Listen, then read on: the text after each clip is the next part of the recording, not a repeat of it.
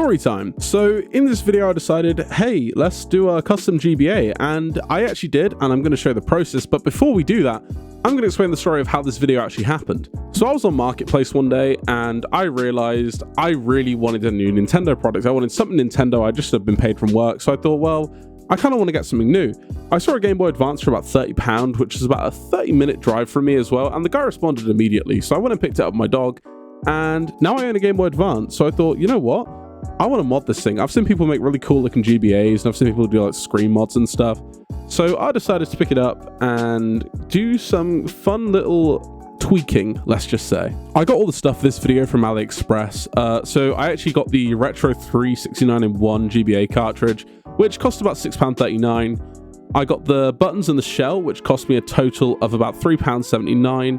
And that was pretty much it. I also picked up a new LCD screen as I want to replace the screen, and a little toolkit. So roughly this came out to just a tiny bit over, or just a tiny bit less than £50, which wasn't too bad. I also want to start this video by saying I really had a lot of fun doing this, and this is probably one of my favorite videos that I've actually made, even though the quality may be, it may differ throughout, just because I did spend quite a bit of time and I'm kind of having to work on this in intervals just because the week's been a bit hectic. But I hope you enjoy the process, and I kind of want to tell you guys a bit more about why you should maybe do this yourselves. So I began by deconstructing the system first. There are only roughly about 7 screws on the back and 3 screws on the motherboard, meaning there's about 10 total. So this is pretty easy. And then obviously you just have to remove the ribbon cable as well, because we're going to be doing a screen replacement. So reconstruction was really easy. I just put the screen in, which, you know, was simple as we just had to pop the ribbon cable back in. And then we put the buttons and the button pads in, which, yeah, another easy part of the process. And then we just had to slot the motherboard back on, which was easy. But then we also had to put the side panels and the buttons back on, which I did find to be a bit of a challenge, the L&R buttons, just simply because of the way they're designed. And I don't know if it's an issue with the case or an issue with the GBA. I haven't really looked at any of the schematics for the old cases. This was incredibly hard, and I didn't expect it to be such a nuisance trying to keep the L&R buttons in place.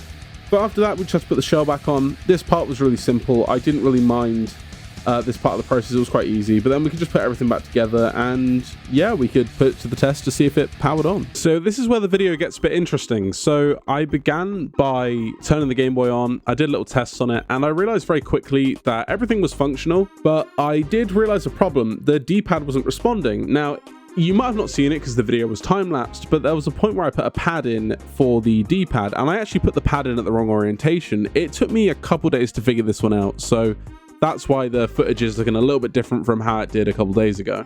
Other than that, though, I'm really proud of this, and I do have the, you may have noticed it as well, I do have the 369-in-1 cartridge, which you can also get from AliExpress for about £6. And this works incredibly well. There are so many games on this, and I've actually been playing it quite a bit off camera. Would I recommend doing this? Absolutely. It's definitely worth it. And it only cost me under £50. And this isn't even a joke either. Like I said at the start of the video, this guy on Marketplace sold me the Game Boy. I bought the shell, buttons, and also the cartridge for, I think, roughly around £10. So I actually managed to do this whole build for below £50 in the UK, or even, like, you know, below like $60, which is really good. And also for the quality of the build as well, the quality of the buttons and the actual shell itself is beyond fantastic. So I highly recommend doing this. It is definitely worth the investment if you want to do your first custom Game Boy or first custom console project. And also on top of that, this is definitely a lot easier than anything I've done before. I've actually tried to do this with a Wii and it didn't go very well. Video guys, thank you very much for watching. Remember to leave a like and also subscribe, because I'd like to do more of these kind of videos, like, you know, modding on consoles, reshelling them, possibly running custom software on them as well. And yeah, that's it from me. Take care and peace out.